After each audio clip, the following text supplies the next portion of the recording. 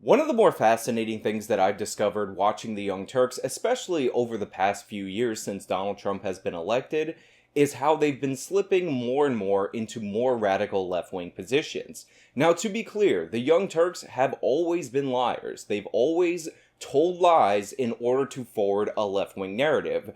The Young Turks have always been ignorant. Every single one of their hosts have gotten basic facts about the stories that they're covering completely wrong. And sometimes I know that they're lying, but other times I know for a fact that they just don't know anything about the topics that they're talking about. Also, TYT has always been race baiting on their channel. In fact, if you flip the Young Turks YouTube channel log and see their oldest videos first, within the first page, you'll find a video about the Young Turks talking crap about white people, because race baiting has always been a part of the brand of the Young Turks. But this is something different, because the Young Turks used to condemn violence. In fact, I remember distinctly during the Occupy Wall Street days, when the Black Bloc protesters, who are Antifa members, they've been around for a long time, were committing acts of violence and property destruction, Cenk would go out on the air and unequivocally denounce these people because they were doing violence, and the violence was hurting the movement. But on top of that, Cenk found the violence to be immoral in and of itself. So to watch the Young Turks put out a video where they're talking about the Antifa killer, the man who shot a right-wing Trump supporter, which was not in self-defense, and I will be explaining that later in this video, any way, shape, or form, this was not self-defense, and actually have them defending this guy and comparing and contrasting this guy to Rittenhouse, who is on video defending himself, is patently absurd and honestly a little bit shocking. Like, the Young Turks have been bad for a long time. But a lot of the time, Anna and Cenk were the more moderates compared to Cenk's nephew or Jimmy Dore, who are outright socialists and communists, but they've moved in that direction. So we now have a video, a 17.5-minute video of the Young Turks defending this killer who clearly and unequivocally did not act in self-defense. Michael Forrest Reinoehl, the Portland man who admitted he was responsible for the fatal shooting of a right-wing radical during a night of clashes with Trump supporters. We're 9 seconds into this video, and Anna Kasparian has kicked it off already by smearing this guy. Aaron J. Danielson, the person who was murdered in Portland in the night in question, is called a far-right radical, basically implying that this guy had it coming.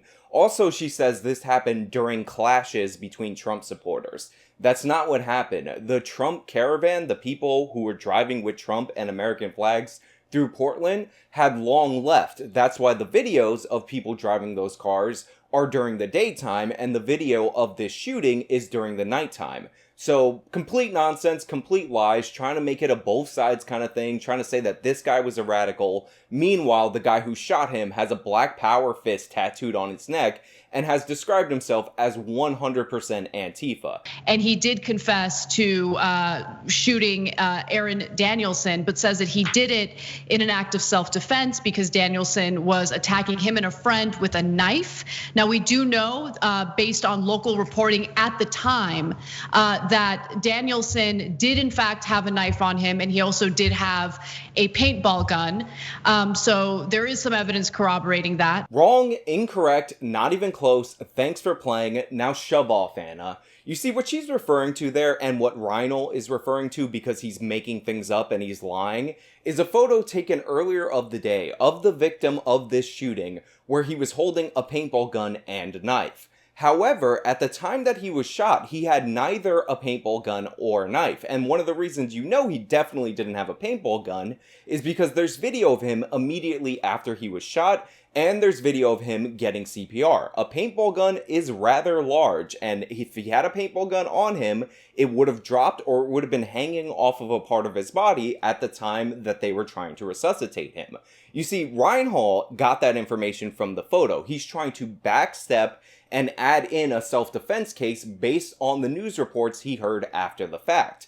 Anna is just lazy, and everybody at the Young Turks is just lazy because there was actually a warrant issued for his arrest same day that said precisely what this person had on him when he died. And one of the reasons I know for a fact that Anna did not read this warrant is because one of the things the victim had on him was a gun. Now, a gun, not really that relevant in this scenario because the gun was holstered even after he was shot. He never took out the gun whatsoever. In his hands were a large baton, or an expandable baton, it was retracted, and pepper spray. If you watch the video of the shooting and you see that big plume of smoke, that's actually a bullet, the first bullet, hitting the pepper spray before the second bullet struck Gibson and then killed him. So before the authorities shot and killed him, he had also mentioned to the press that he is not a member of Antifa, despite the fact that was widely reported. He did describe himself as 100% anti-fascist, but never said that he was 100% Antifa, which was something that was originally alleged. No, and he did in fact say he was 100% Antifa. He said in the press interview with Vice that he was 100% anti-fascist, but there is a post that will actually be read later in this video. No apology for Anna lying directly to your face and not doing her research. That will prove beyond a shadow of a doubt that this person said that he was 100% Antifa. And to be clear, I am saying he is 100% a member of the organization Antifa. Do we got that straight? We got that clear? Do you understand me? He is a member of Antifa. I'm not pussyfooting around it. A lot of people are trying to say, well, he says he's not a member of Antifa. But if you listen to what he says like Antifa is not really an organization, and that whole nonsensical line that we've heard before. They are an organization, they have meetings, they train together, they plan out their events, and this guy was called to the scene by other members of Antifa so that he could bring his gun and work quote-unquote security for Antifa. He is a member of Antifa, he is well known for being a member of Antifa, he's been arrested multiple times with Antifa. We're not playing this game where he's not a member because Antifa doesn't have official time-stamped membership cards. This is not a spontaneous movement. This is not an uprising against fascism. There is no fascism. These are people who are communists who attack people for not being communists. Kyle Rittenhouse defenders say, well, he was hit with a skateboard after he shot someone else in the head. So he had every right to kill the guy who was trying to apprehend him or stop him from killing anyone else. Self-defense, right? Well, in this case, apparently there was definitely a knife. And so that's much worse than a skateboard. So definitely self-defense. So all right-wingers agree, right? Self-defense, because you just said it about Rittenhouse. And in this case, it appears to be a more significant case of self-defense. So you're all on Reinoehl's side, right? Oh, you're not? That's so weird. So it should be very troubling how many times Cenk brings up Kyle Rittenhouse or right-wingers or something other than the subject matter at hand.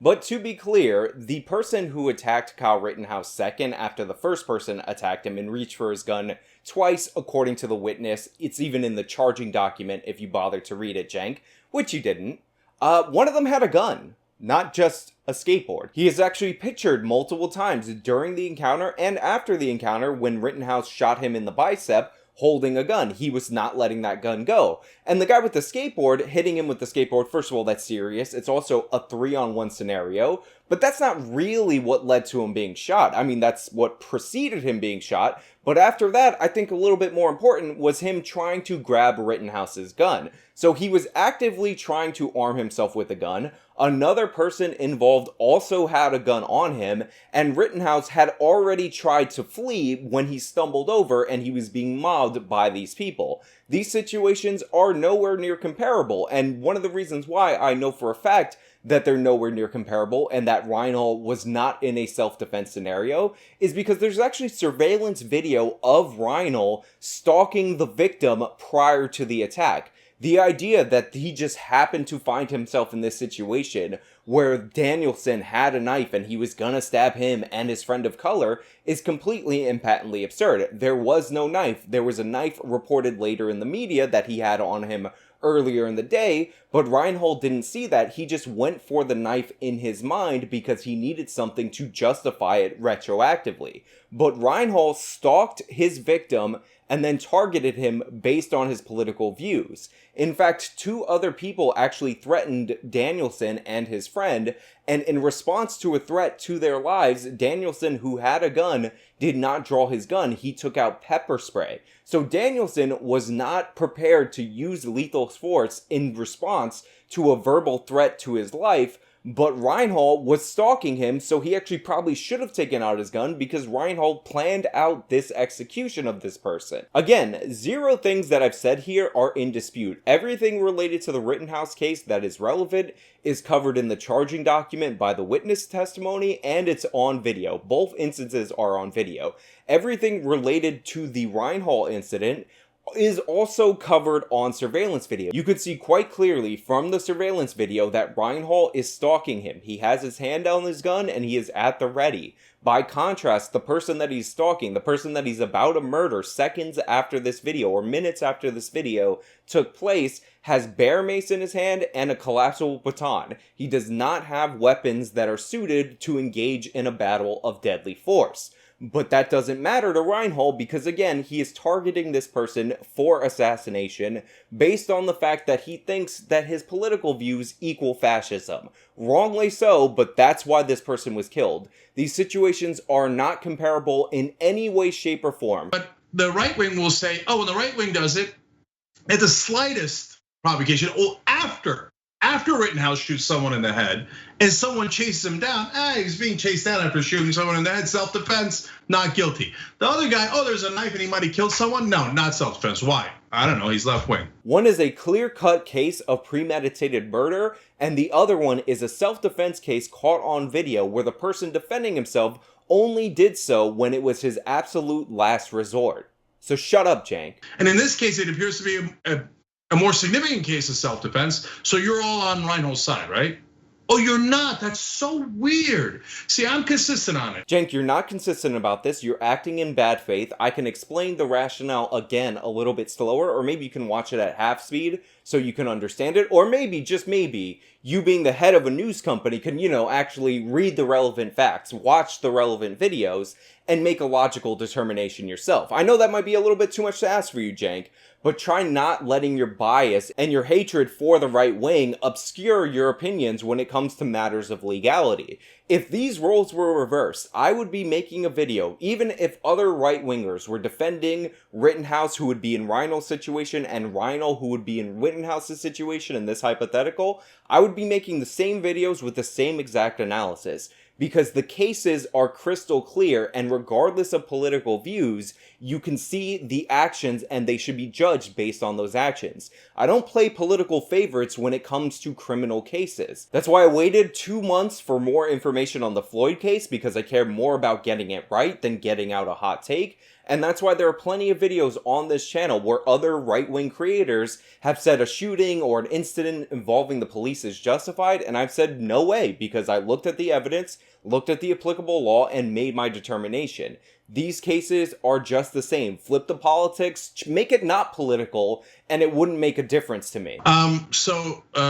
Rittenhouse goes and murders 2 people and shoots 3 and walks up to the cops with his assault illegal weapon. Yeah, illegal assault weapon hanging out. Cops like, hey, how you doing? They let him walk right up to their car. Okay, if he's black, he's already dead. You're walking up to a cop car with an assault weapon. Dead, no question about it. Rittenhouse saunters up after killing 2 people. So the cops like, hey, how you doing? And then they let him go. This is what I mean when I say Jank is a disingenuous liar and a hack fraud. He said Rittenhouse walked up to the cops with his assault weapon, and Anna chimed in, illegal assault weapon, which, by the way, is a legal weapon to carry in the state of Wisconsin, but it was illegal for Rittenhouse to carry it because he was under the age of 18. He was 17. Now, if your entire moral case against Rittenhouse's self-defense relies on the fact that he was 1 year younger than what was required to carry the weapon that he used to defend himself, I would say that your moral compass is a little bit off. Also, legally, you're an idiot if you bring that up as well, because even charged with a misdemeanor, if you look at Rittenhouse's conduct, as we've explained in a previous video dedicated solely to the Rittenhouse incident, he met all the qualifications while committing a misdemeanor to claim self-defense under Wisconsin law. But if you're a newsman, if you're purporting to report the facts and then give your perspective, not skewing the facts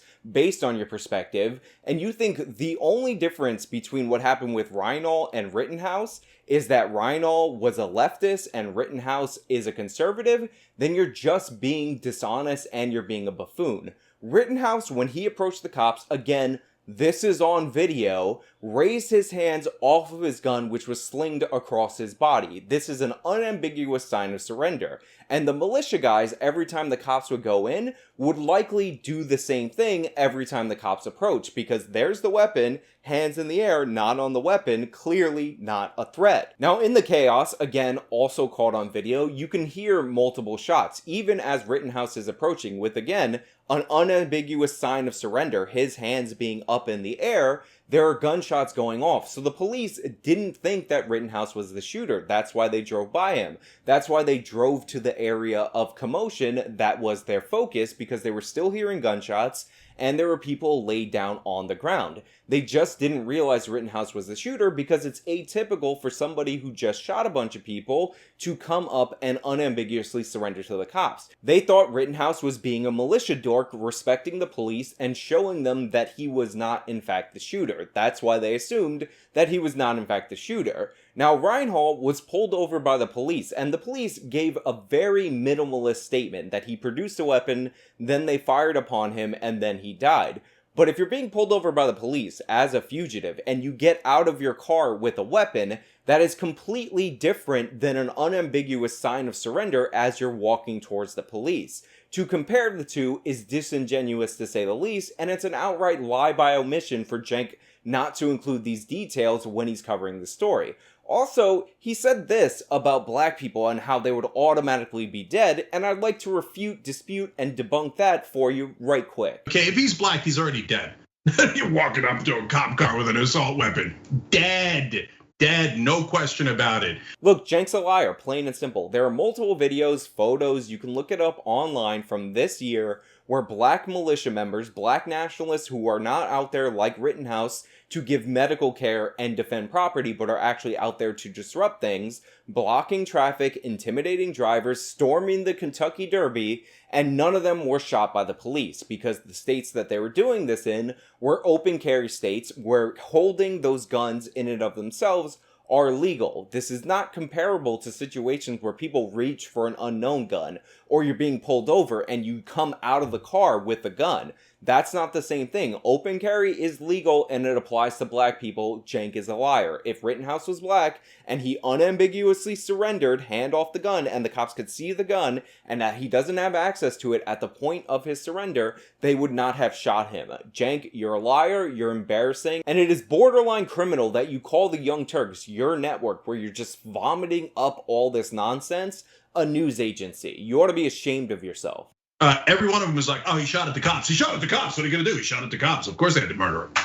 No, that's not true. According to the latest reporting, here's CNN. Initial reports indicate that this suspect produced a firearm. They say it's not known if Reinoehl fired at the officers. Now, the statement released by the police was very tepid. They had very little detail of what happened. However, witnesses do say that Reinoehl came out of his car and open fired onto an unmarked SUV that the police were in before he was taken out. We have not gotten confirmation of that from the police. We don't have body cam footage as far as we know of, but right now that's what's out there. Now, Cenk really emphasizes that this didn't happen, so I kind of want this to have happened and for it to be on video, just so I can make another video where I rub this part in his face over and over again for once again him being a complete and utter buffoon and being totally wrong and making a prediction that did not come to fruition, because that's what Cenk is really good at. So, do I trust the cops that they were under threat? No, I don't.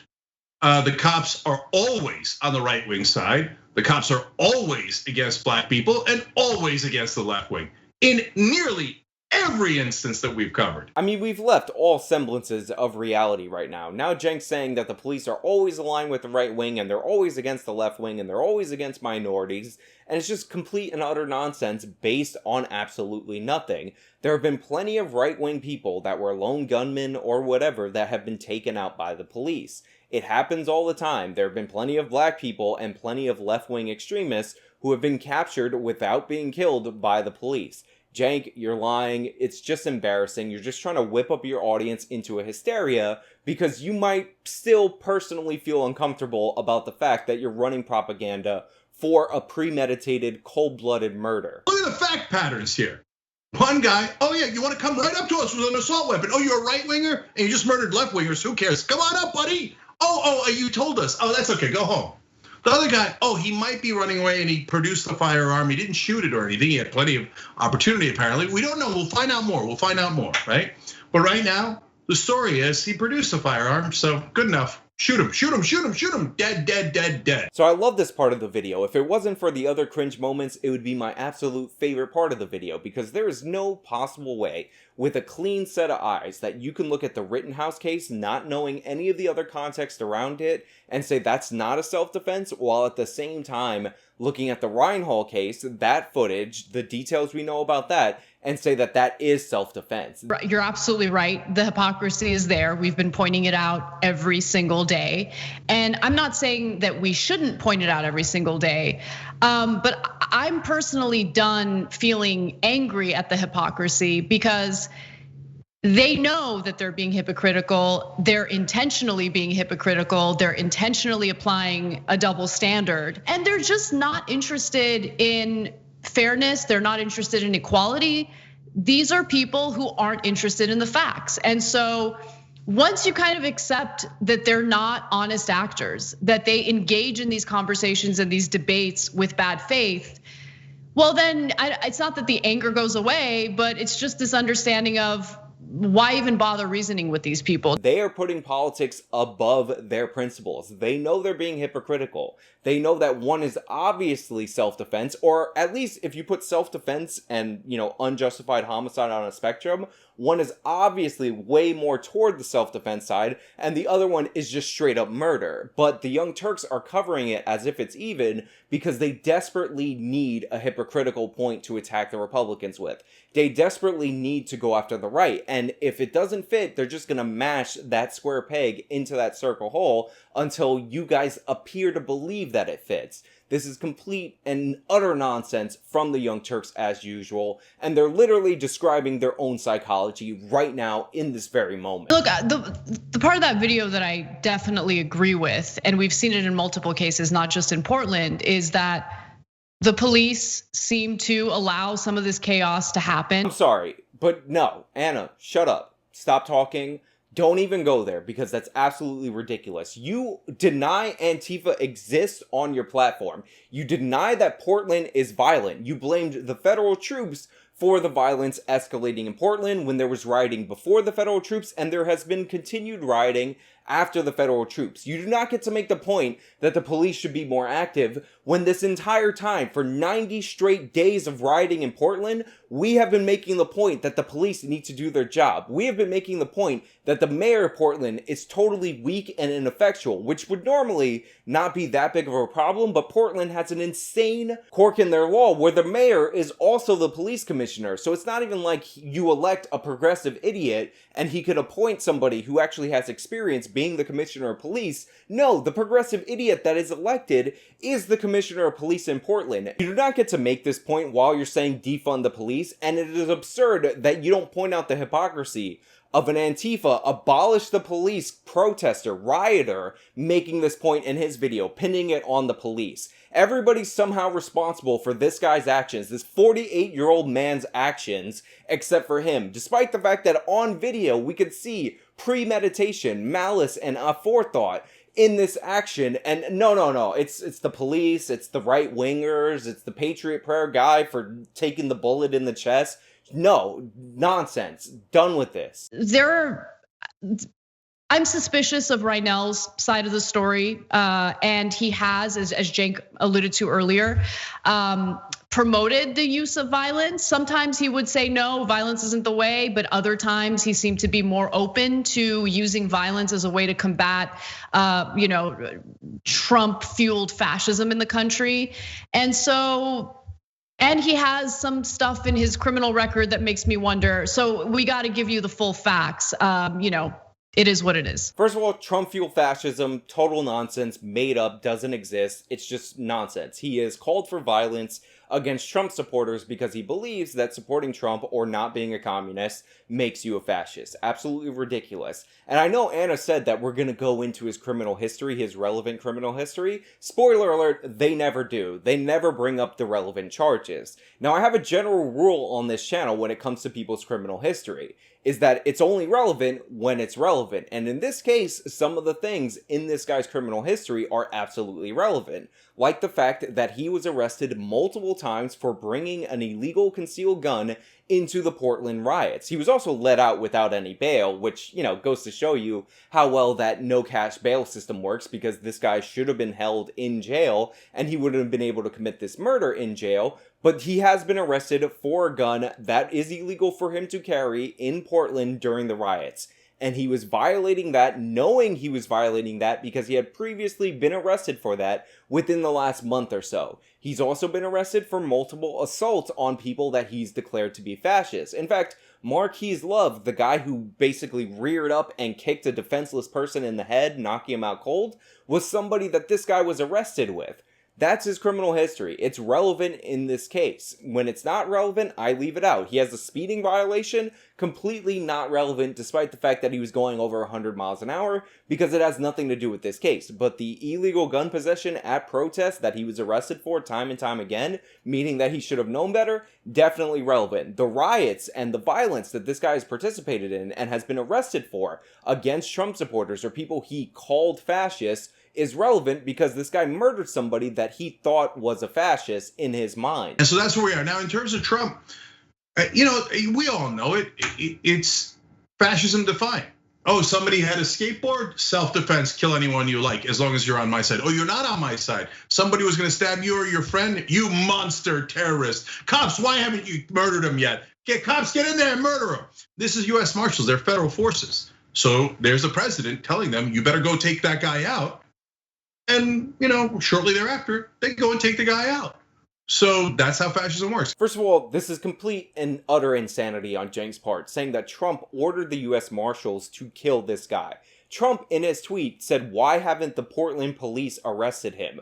Trump was not up to date on the whereabouts of this guy, because if he was, he would have known that this guy was in Washington.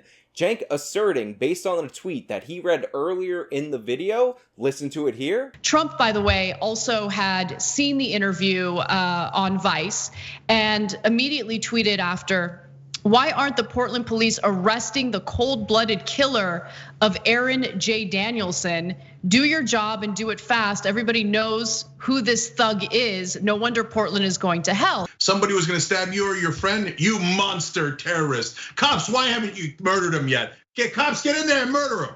This is US Marshals, they're federal forces. So there's the president telling them, you better go take that guy out. Why aren't the Portland police arresting the cold-blooded killer of Aaron J. Danielson? This is US Marshals, they're federal forces. So there's the president telling them, you better go take that guy out. Why aren't the Portland police arresting the cold-blooded killer? Portland police arresting. This is US Marshals, they're federal forces. So there's the president telling them, you better go take that guy out. That Trump was ordering the US Marshals to kill them by saying the Portland police should have arrested this guy is absolutely absurd. It's fear-mongering, and it's yet another left-wing conspiracy theory being put forward by the fringes of the radical left that has made its way to the Young Turks. The revolution needs people that are willing and ready to fight. I'm 100% Antifa all the way, so he did say it. Now this is just funny because it just shows that Anna Kasparian and the Young Turks are completely lazy and not informed about their topics. And somebody who prepared this information for them, printed it out for Cenk to read it on air, didn't realize that they were going to contradict themselves by asserting that the right-wing media is lying by saying he said he was 100% Antifa, because in the interview he said he was 100% anti-fascist. He did say it, Cenk read it, and instead of apologizing for asserting that the right-wing media got it wrong and was lying about this in order to smear him, Cenk says, oh, you did say it, no big deal, as if that wasn't a key component to their criticisms earlier in the video.